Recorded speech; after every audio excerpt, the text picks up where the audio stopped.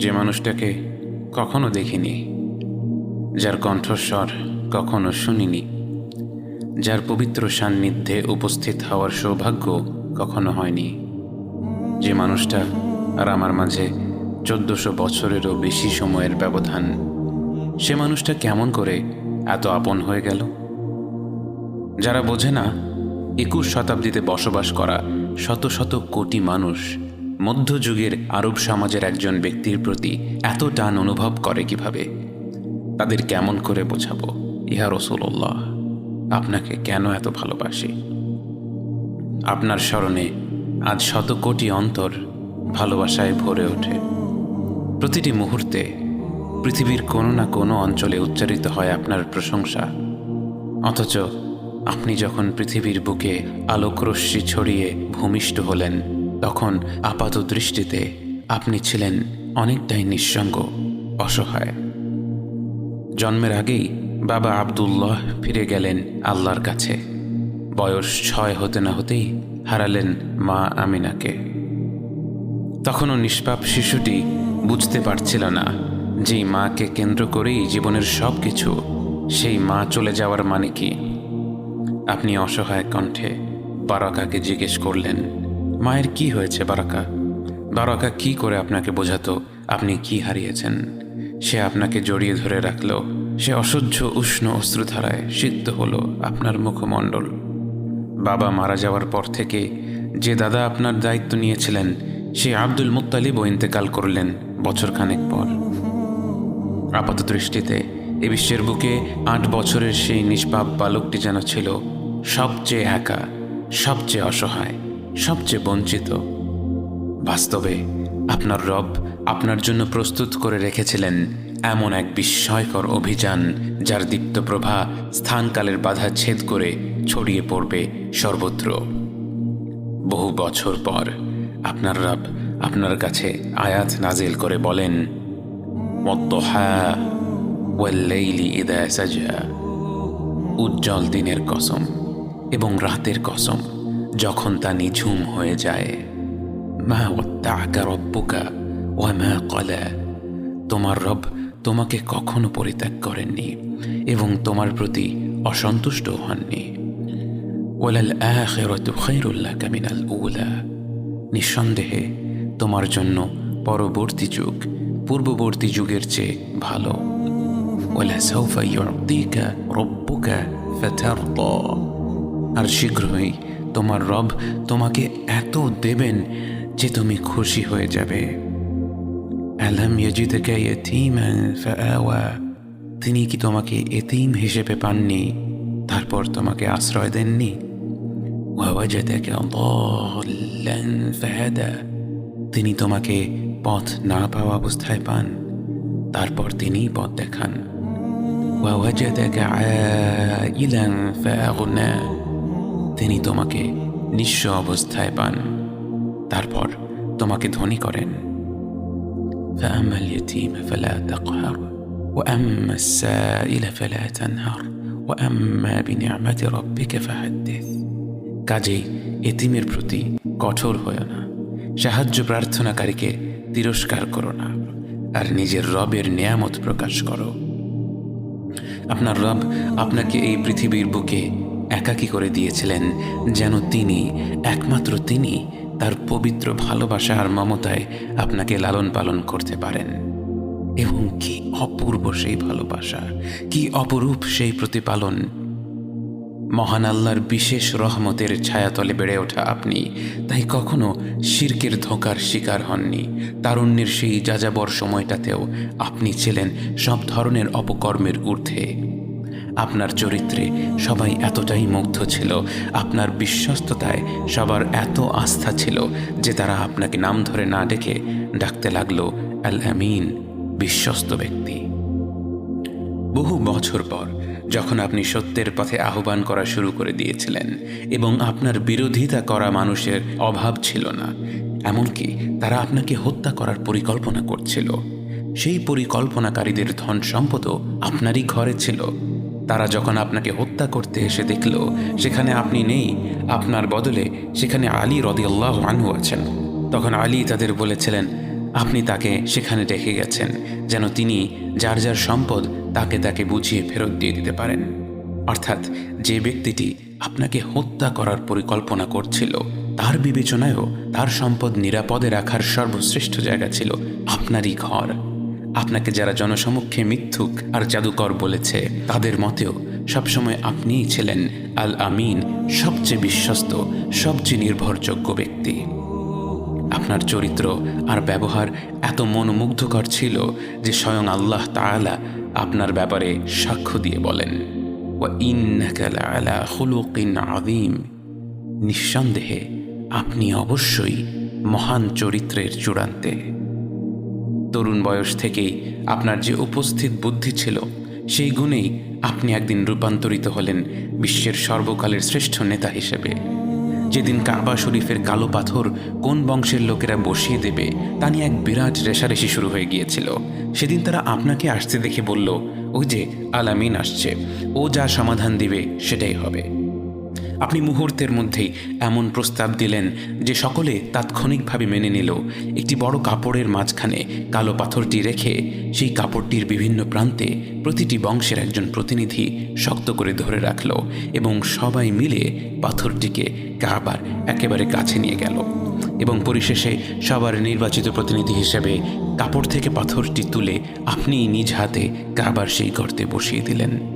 মানুষের মধ্যে বিভেদ দূর করে দেওয়ার আপনার এই গুণ বিস্মিত করেছে মুসলিম অমুসলিম নির্বিশেষে সকল স্তরের বুদ্ধিজীবীদের।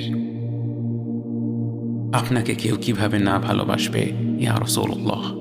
আপনার মুখে যে সবসময় ছিল এক মন ভোলানো হাসি। আপনি যার সাথেই কথা বলতেন তাকে উপহার দিতেন আপনার সেই অপরূপ হাসি মুখ। আপনি কখনো মুখ খুলে হো হো করে হেসে উঠতেন না, কিন্তু আপনার মুখের মার্জিত সুমধুর সেই হাসিটি ছিল সদা বিরাজমান। আবার মাঝে মাঝে একটু হাসি ঠাট্টা করতেও ভুলতেন না। যখন একজন বৃদ্ধা সাহাবীয়া এসে আপনাকে জিজ্ঞেস করেছিল তিনি কি জান্নাতে যেতে পারবেন কিনা, আপনি তাকে বলেছিলেন জান্নাতে কোনো বৃদ্ধ মানুষ যাবে না। যেই না তিনি আতঙ্কে কাঁদতে শুরু করে দিলেন, আপনি হেসে তাকে শান্ত করে বললেন, যে ব্যক্তি জান্নাতে যাবে সেই তার যৌবনকালে ফিরে যাবে। আপনার ঠাট্টার বিশেষত্ব ছিল আপনি মজা করেও কখনো মিথ্যা কথা বলতেন না। যাদের সৌভাগ্য হয়েছিল আপনাকে দেখার, তাদের কেউ কেউ আপনাকে সূর্যের সাথে তুলনা করেছে, কেউ কেউ করেছে চাঁদের সাথে। তাদের শব্দ তালিকায় এর চাইতে সুন্দর কিছু থাকলে তারা হয়তো সেই শব্দই উল্লেখ করত। আপনার ঘ্রাণ ছিল মনোমুগ্ধকর, অঢেল পরিমাণে সুগন্ধি ব্যবহার করা ছিল আপনার সুন্নাহ, যদিও আপনার ঘামের সুবাস ছিল সুগন্ধির চেয়েও মিষ্টি। খুব আপন মানুষগুলোর ঘামের ঘ্রাণে এক অন্যরকম মিষ্টত্ব থাকে। যে ব্যক্তি হাবিবুল্লাহ অর্থাৎ স্বয়ং আল্লাহর সবচেয়ে প্রিয় বান্দা, তার ঘামে যে এক অলৌকিক সুবাস ছিল তাকে আর বলার অপেক্ষা রাখে। জাতি, বর্ণ, সামাজিক ও আর্থিক অবস্থা নির্বিশেষে প্রতিটি মানুষের সাথে আপনার আচরণ ছিল অত্যন্ত শ্রদ্ধাশীল। আপনি কারো সাথে কথা বললে শুধু মাথাটা তার দিকে ঘুরিয়ে কথা বলতেন না, বরং আপনার পুরো শরীরটা তার দিকে ঘুরিয়ে তাকে সম্মান দেখিয়ে তার সাথে কথা বলতেন। কোনো দিকে ইশারা করতে হলে আঙ্গুল দিয়ে ইশারা করতেন না, বরং পুরো হাত দিয়ে ইশারা করতেন। কোনো মানুষের প্রকৃত চরিত্র বোঝার জন্য দেখা উচিত সে তার অধীনস্থদের সাথে কেমন আচরণ করে। আনাস ইবনে মালিক ছোট বয়সেই আপনার খেদমতে নিয়োজিত হয়েছিলেন। তিনি বলেন, 10 বছর আমি রাসূলুল্লাহ সাল্লাল্লাহু আলাইহি ওয়াসাল্লামের খেদমত করি। তিনি একটা দিনও আমাকে একবার বকাও দেননি, বরং যখন উম্মাহাতুল মুমিনিন অর্থাৎ রাসূল সাল্লাল্লাহু আলাইহি ওয়াসাল্লামের স্ত্রীরা কেউ আমাকে বকা দিতে যেতেন তিনি তাদেরকে নিষেধ করতেন। যায়েদ রাদিয়াল্লাহু আনহু যখন দাস হিসেবে আপনার ঘরে ছিলেন এবং তার নিজের পরিবার তাকে খুঁজে পায় এবং আপনি তাকে অনুমতি দেন যে তিনি চাইলে তার আপন পরিবারের কাছে ফিরে যেতে পারে, যায়েদ তার আপন পরিবারকে হতবাক করে দিয়ে বলেছিল, আমি এই মানুষটাকে ছেড়ে কোথাও যাব না। যায়েদের বাবা বিক্ষুব্ধ হয়ে গিয়েছিল, বলেছিল, তুমি কি পাগল হয়ে গিয়েছ? একজন স্বাধীন মানুষ হয়ে নিজের পরিবারের সাথে না থেকে তুমি দাস হয়ে সারা জীবন যাপন করতে চাইছ? যায়েদ বলেছিল, এই মানুষটার মাঝে আমি এমন কিছু দেখেছি যে আমি আর কাউকে তার উপর প্রাধান্য দিতে পারবো না। ঘরের বাইরে আপনার ব্যবহার যতটা মুগ্ধকর ছিল, ঘরের ভেতরেও আপনি ছিলেন ততটাই ধৈর্যশীল ও শ্রদ্ধাশীল। একদিন আপনার ঘরে কয়েকজন সাহাবীদের নিয়ে খেতে বসেছিলেন। ওদিকে মা আয়েশা রাদিয়াল্লাহু আনহা একটি বিষয় নিয়ে খুব রেগে গিয়েছিলেন। রাগের মাথায় তিনি সবার সামনেই সজোরে একটি বাটি মাটিতে ছুঁড়ে মারলেন। বাটিটি ভেঙে 2 টুকরো হয়ে গেল। সাহাবীরা হতবাক হয়ে গিয়েছিলেন, কিন্তু আপনি অতি স্বাভাবিকভাবে ভাঙা বাটিটি ওঠাতে ওঠাতে বললেন, খাও খাও, আসলে তোমাদের মা সালামার ওপর একটু বিরক্ত আছে, তাই এমনটা করেছে। মা আয়েশার সাথে আপনার সম্পর্ক ছিল বন্ধুর মতো। তার সাথে আপনি দৌড়ের প্রতিযোগিতা করতেন, তার নানা ধরনের শখ পূরণ করার চেষ্টা করতেন। যেদিন আয়েশা খেলা দেখতে চেয়েছিলেন, আপনি তার জন্য আপনার কাঁধটা এগিয়ে দিয়েছিলেন, যেন আপনার কাঁধে থুতনি রেখে তিনি আরাম করে খেলা দেখতে পারেন। পরে এক বর্ণনায় আয়েশা বলেছিলেন, আমি তো কিছুক্ষণ পরেই খেলার প্রতি আগ্রহ হারিয়ে ফেলেছিলাম, কিন্তু আমি কিছু বলিনি এটা দেখার জন্য যে রাসূলুল্লাহ সাল্লাল্লাহু আলাইহি ওয়াসাল্লাম আমার জন্য দাঁড়িয়ে থাকতে থাকতে ক্লান্ত হয়ে যান কিনা। বরং এক পর্যায়ে আমিই ক্লান্ত হয়ে পড়লাম, কিন্তু তিনি একটিবারও ক্লান্তি বা বিরক্তি প্রকাশ করলেন না। আপনার জীবদ্দশায় আল্লাহর হুকুমে আপনি কয়েকবার বিয়ে করেন, কিন্তু আপনার অন্যান্য স্ত্রীদের ব্যাপারে মা আয়েশা যতটা ঈর্ষাবোধ করতেন, তার চেয়ে বহু গুণে বেশি ঈর্ষাবোধ করতেন আপনার প্রয়াত স্ত্রী, আপনার প্রথম ভালোবাসা খাদিজা রাদিয়াল্লাহু আনহার ব্যাপারে। তিনি মৃত্যুবরণ করার পরেও আপনি খাদিজার সাথীদের সম্মান দেখাতেন। কখনো কোনো পশু জবেহ করা হলে তাদের ঘরে পাঠাতে ভুলতেন না। জীবনের শেষ পর্যন্ত তাদের সম্মান দেখানোর মাধ্যমে আপনি আপনার প্রথম ভালোবাসার মানুষটাকে সম্মান দেখিয়ে গিয়েছেন। জীবনের সবচেয়ে কঠিন সময়ে যে মানুষটা ছিল আপনার সবচেয়ে বড় আশ্রয়, যখন পৃথিবীর বুকে কেউ আপনাকে বিশ্বাস করেনি, এমনকি আপনি নিজেও সন্দেহ করছিলেন যে আপনি পাগল হয়ে গিয়েছেন কিনা, সেই মুহূর্তে যে মানুষটা নির্দ্বিধায় আপনাকে বিশ্বাস করেছিল, আপনার মাঝে আত্মবিশ্বাস জুগিয়েছিল, যে মানুষটার মর্যাদা এত বেশি যে স্বয়ং আল্লাহ ও তার ফেরেশতা জিবরাইল আলাইহিস সালাম তাকে সালাম দিয়েছিলেন, সেই খাদিজা রাদিয়াল্লাহু আনহার ব্যাপারে আপনি বলেছিলেন, ইন্নী কদ রুজিকতু হুব্বাহা, তার প্রতি ভালোবাসার রিজক আমার অন্তরে গেঁথে দেওয়া হয়েছে। বাবা হিসেবে আপনি ছিলেন পৃথিবীর সকল বাবাদের জন্য এক উদাহরণ। আপনার আদরের ফাতেমা আপনার ঘরে এলে আপনি দাঁড়িয়ে তাকে স্বাগত জানাতেন, তার কপালে চুমু খেয়ে তাকে পাশে বসিয়ে গল্প করতেন।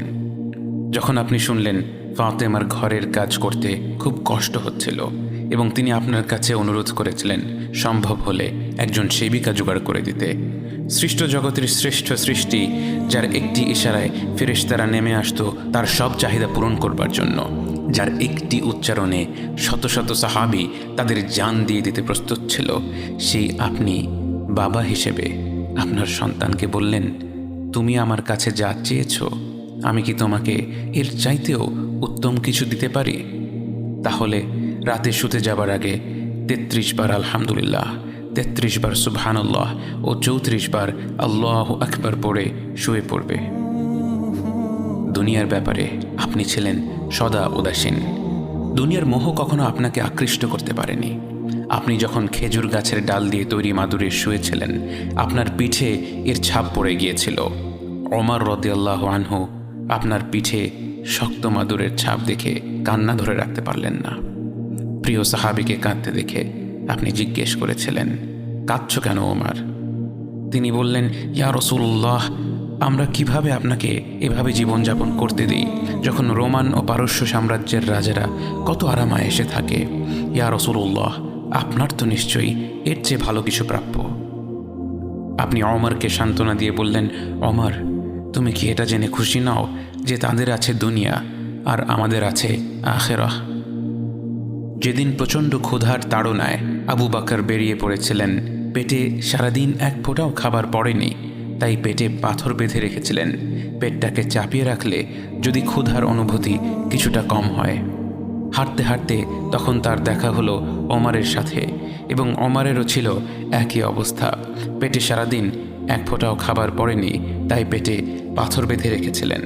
তারা দুজন কিছু দূর হাঁটতে হাঁটতে যখন আপনার দেখা পেল, তারা দেখল আপনার পেটে তিনটা পাথর বাঁধা, কারণ পৃথিবীর শ্রেষ্ঠ মানব, আল্লাহর সবচেয়ে প্রিয় বান্দা গত 3 দিন ধরে না খেয়ে আছেন।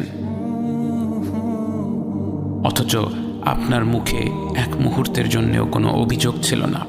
যদি কখনো কোনো খাবার আপনার পছন্দ হতো, আপনি তার প্রশংসা করতেন। পছন্দ না হলে সে খাবারটা আর নিতেন না। কখনো রান্না নিয়ে সমালোচনা করতেন না। ভালো খাবার থাকলে আল্লাহর প্রতি কৃতজ্ঞতা প্রকাশ করে সেটা খেয়ে নিতেন। খাবার দাবার না থাকলে হাসি মুখে বলতেন, তাহলে আমি রোজা। তায়েফবাসীরা যখন আপনার আহ্বান প্রত্যাখ্যান করে, পাথর মেরে আপনাকে এমনভাবে রক্তাক্ত করে ফেলে যে আপনার জুতোর সাথে পা আঠার মতো লেগে থাকে, আপনি প্রায় অবচেতন হয়ে যান। জ্ঞান ফিরে পেয়ে আপনি আল্লাহর কাছে হাত তুলে কোনো অভিশাপের দোয়া না করে আপনি বললেন, আল্লাহ, তুমি যদি আমার ওপর রাগ না করে থাকো, তাহলে এসবের কোনো কিছুই আমি পরোয়া করি না। আপনি আল্লাহর পরিপূর্ণ রহমত এবং ক্ষমা লাভ করে ফেলেছেন, তা জানা সত্ত্বেও আপনি রাত জেগে নামাজ পড়তেন। এত দীর্ঘ সময় ধরে নামাজ পড়তেন যে আপনার পা ফুলে যেত। মা আয়েশা রাদিয়াল্লাহু আনহা যখন জিজ্ঞেস করলেন, আপনি কেন এত কষ্ট করেন যখন আপনার এমন কোনো ভুল ত্রুটি নেই যা আল্লাহ ক্ষমা করেননি? আপনি বললেন, আফালা আকুনা আবদান শাকুরা, আমি কি কৃতজ্ঞ বান্দা হব না? আপনাকে কি করে ভালো না বাসি ইয়া রাসূলুল্লাহ, যখন আপনি আমাকে ভালোবেসেছেন সেই 1400 বছর আগে, যখন আপনি আমাকে মিস করতেন, আশা করতেন যেন আমার সাথে দেখা করতে পারেন, অথচ তখনও আমি জন্মই হইনি। সেদিন সাহাবীরা আপনার চোখে পানি দেখে বলল, ইয়া রাসূলুল্লাহ, আপনি কাঁদছেন কেন? আপনি বললেন, আমার ভাইদের খুব দেখতে ইচ্ছে করছে। সাহাবীরা বললেন, আমরা কি আপনার ভাই নই ইয়া রাসূলুল্লাহ? আপনি বললেন, না, তোমরা আমার সাহাবী। আমার ভাই হলো তারা যারা আমার পরে আসবে এবং আমাকে কখনো না দেখেও তারা আমাকে বিশ্বাস করবে। মৃত্যুশয্যায় শুয়ে আপনার অন্তরে এই চিন্তা ছিল যে আমাদের পরিণতি কি হবে। উম্মতি উম্মতি বলতে বলতে আপনি আপনার রবের নিকট ফিরে গিয়েছেন। আজ আমরা আপনার উম্মতের অংশ। বিশ্বজুড়ে আপাত দৃষ্টিতে আমরা হচ্ছি সবচেয়ে অপদস্থ, নিরুপায়, পরাজিত, লাঞ্ছিত, অথচ বাস্তবে আপনার উম্মতের অংশ হওয়া যে গোটা বিশ্বের সব সম্পদ পাওয়ার চেয়েও মূল্যবান ব্যাপার। আজ আমার মনে যত আশা, যত আকাঙ্ক্ষা, যত স্বপ্ন, যত চাহিদা, সব কিছু পেয়ে গেলেও নিজেকে এতটা সৌভাগ্যবান মনে করতাম না যতটা মনে হয় আজ আপনার উম্মতের একজন হতে পেরে। কাল হাসরের ময়দানে যখন গোটা মানব জাতি এক নবী থেকে আর এক নবীর কাছে ছুটে যাবে, আল্লাহ যেন বিচার প্রক্রিয়া শুরু করেন এবং প্রতিটি নবী নাফসি নাফসি বলে মানুষকে ফিরিয়ে দিবে। অবশেষে যখন সবাই আপনার সামনে হাজির হবে এবং আপনি গোটা মানব জাতির প্রতিনিধি হয়ে আল্লাহর সামনে সিজদা করবেন, সেদিন আপনার উম্মতের সদস্য হওয়ার পূর্ণাঙ্গ মর্যাদা প্রকাশ পাবে। ইয়া রাসূলুল্লাহ, আপনাকে কেন এত ভালোবাসি তা তো ভাষায় প্রকাশ করা যাবে না। তবে যতটুকু ভালোবাসা আপনার প্রাপ্য ততটুকু তো আপনাকে ভালোবাসতে পারি না। কথায় আপনাকে যতটা ভালোবাসি, কাজে তো তেমন করে ভালোবাসতে পারি না। আপনার সুন্নতের অনুসরণ করি ঠিকই, কিন্তু ভিন্ন মতের অনুসারীদের সাথে ঝগড়া না করে থাকতে পারি না। ইবাদতটা নিয়মিত করতে পারলেও এবাদতে আপনার মতো আন্তরিকতা আনতে পারি না। বাহ্যিক বিষয়ে আপনার অনুসরণ করতে পারলেও চারিত্রিক দিক থেকে তো আপনার কাছ থেকে শিক্ষা নিতে পারি না। মুখে আপনার প্রতি সালাওয়াত পেশ করলেও কাজে কর্মে উম্মতে মুহাম্মদ হিসেবে আপনার সম্মানটা রক্ষা করতে পারি না। রাসূলুল্লাহ, হাবিবুল্লাহ, নবিয়ুল্লাহ, ইয়া মুস্তাফা, আমরা তো আপনার উম্মত হবার যোগ্য নই, কিন্তু আপনার রব তো সবচেয়ে ক্ষমাশীল। তিনি তো আমাদের যা প্রাপ্য তার চেয়ে অনেক বেশি অনুগ্রহ প্রদর্শন করতে সক্ষম।